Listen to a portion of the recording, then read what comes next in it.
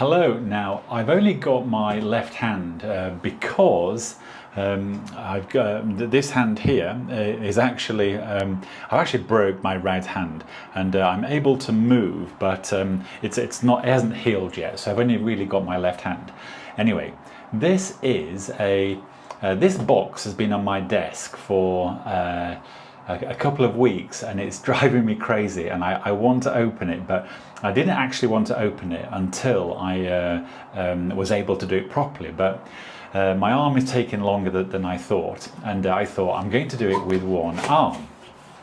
So so as we know, it is an Omega Speedmaster, but I don't think it's the one that you think that people might think it is.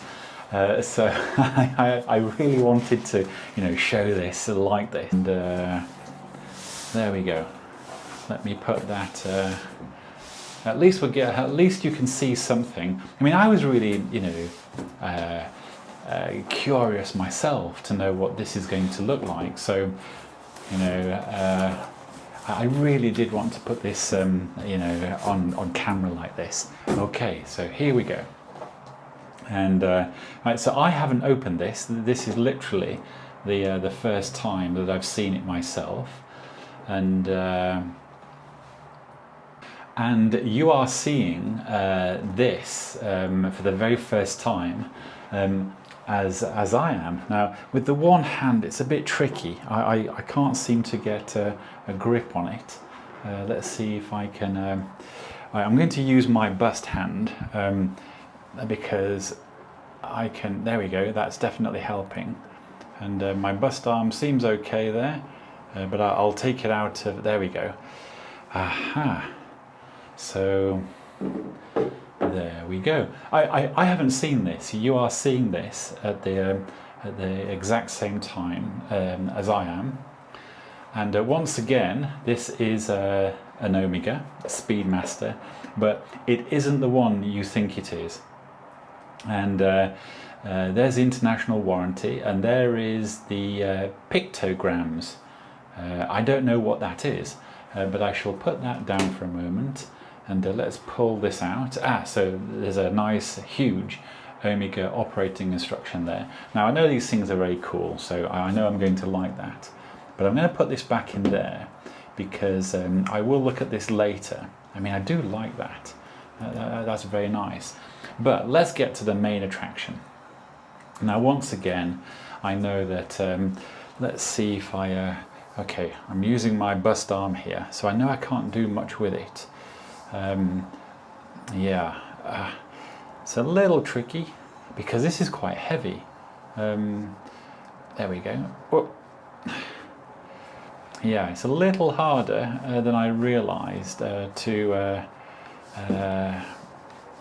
there we go, and I think I've still got that in frame. So what I may do here is, what's that? It's a little cover, covering the little thing. Anyway, let's get this thing open, and I imagine I press something. Yes. Right, so I press that little button in, and I lift up the lid, and and there we go. So there we go. That is an Omega Speedy. But of course, this is the Mark II, and it's not the man on the moon that I think people might have thought it is. This is the Mark II. Now, there is a bit of a story here, because I've been looking at these watches for a while now, and I've realized that I'm a chronograph sort of a person, and so this is the Mark II and part of the Omega Speedmaster Mark II series, and so these watches are really 1970s. In fact, I think that they were first conceived late 60s. but the original version of this, the very first Mark II, I think was in production 69, 70, 71, and then around 71, 72, I think the Mark, well, this was in production then, being the Mark II. Then there was a Mark III, a Mark IV, a Mark 4.5, and a Mark V. And from the little that I know, it was Omega's attempt to move forward with the Speedmaster design chronograph features, and create these very cool 1970s, inspired pieces. And so this is what they produced. Now this was actually released in 2014, and it has an updated movement. So from memory, it's got a column wheel for the chronograph function. It has a silicon hairspring, and it has a coaxial movement. So this really is a turbocharged Valjoux-based 5570, or is it 5070? I forget now. The Valjoux 50, on camera, I forget completely the title, but it's a Valjoux-based movement, and Omega have updated it to use this, the higher technology that they have, and so I know that this model does contain that. Now I can see that my one hand here is not really helping me look at this very much, very well, because I can't really do much with it. I can bring my bust hand in, and I'm not supposed to put any weight on it, but I can certainly do that, so that's fine. One of the things I'm wanting to show you is the back of this watch, because it is absolutely super. And I believe that's the hippocampus, and you can see the profile there is lovely. Look at that, and I know the bracelet is super. And one of the things about this that I like is it has a 20mm lug width there, and I do have some very cool straps that I know will fit this, but a lot of thought went into this. Now, straight away, some people are going to be thinking, hold on, Stephen, have you gone over to the dark side of the Force, the mechanical dark side? Are you lost now to the mechanical watches? And I'm certainly not. I've realized myself that I've always liked mechanical watches, chronograph mechanical watches, and if I really think about it, if I go back to being a teenager, I remember liking G-Shocks then, and also chronograph watches then. And today, here I am years later, finding that I still like G-Shocks and I still like chronograph watches. And I suppose, this chronograph, the thing that I like most about it is its 1970s design. Now, in the 70s, I was a very young child. I probably really didn't know much about watches or take that much of an interest in. But in the 80s, I certainly did. But this is an early 70s icon, really. But it's been remade by Omega with today's technology. So this is a modern version. But the original version of this, does look almost identical. And that little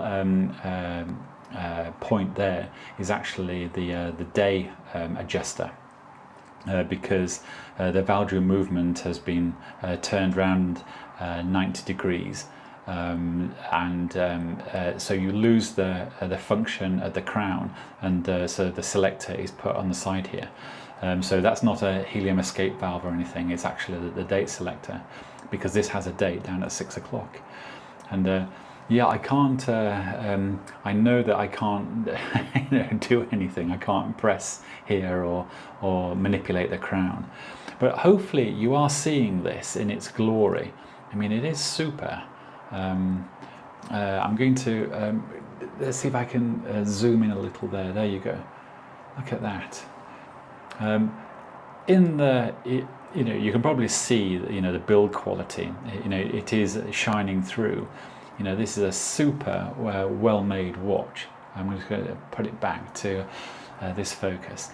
You know, it really is. I think all these watches, they on camera, you know, they might look good, but in the hand, they do always have, you know, more of a presence. Is my experience. And I love the profile. I mean, it is quite a chunky profile, but you know, some people don't like thick watches. I certainly, for some reason, I don't mind them. But you know, one of the cool things here is I'm going to put this rubber strap on it, and I know it's going to be fantastic. And what I may do in a moment is actually get that rubber strap and offer it up so that you can see it, because it's going to look so cool. In fact, I'm going to do that right now. Now I've just gone to get this this strap, but you know, once again, my I do apologise. My arm is I should be able to hold that, but this strap I'm going to put on this watch. Now, how cool is that going to look? Yeah, even like this, you can probably see that's going to look so cool. And if I put that there you go. I mean, how cool is that? That's going to look so cool. Now, I've also got some other straps, and I have this one. So it's going to have a dark brown leather look, and I've also got this very nice alligator glossy strap. That's going to look so cool. Yeah, but for some reason I've got a feeling that this rubber strap here, and of course I'm going to, you know, video this again when this strap is on, because I think that's really going to look very cool. Anyway, I suppose what I also need to say is I've sort of bought this, well, I've got this watch because it's one that I think, you know, I'm going to keep, and I think it's almost a watch that will stay with me, you know, for a long time. I don't think I'm going to ever get bored of this, and I sort of got it, you know, with that, you know, frame of mind. There are some other chronographs that I do like the look of, and I hope to save up and be in a position to get those as well. And I've got to say to the G-Shock chaps out there, do not worry. My G-Shock interest is going nowhere. There are some new G-Shocks on their way, and they are very, very cool. But I want to say, and I think it's another video, because it is strange, you know, being a watch enthusiast, because you think to yourself, you know, am I crazy? You know, is this a problem? This is not exactly the cheapest hobby, and you sort of wonder, you know, if your taste changes, and you know, if your taste does change, you can always sell these things, which is great.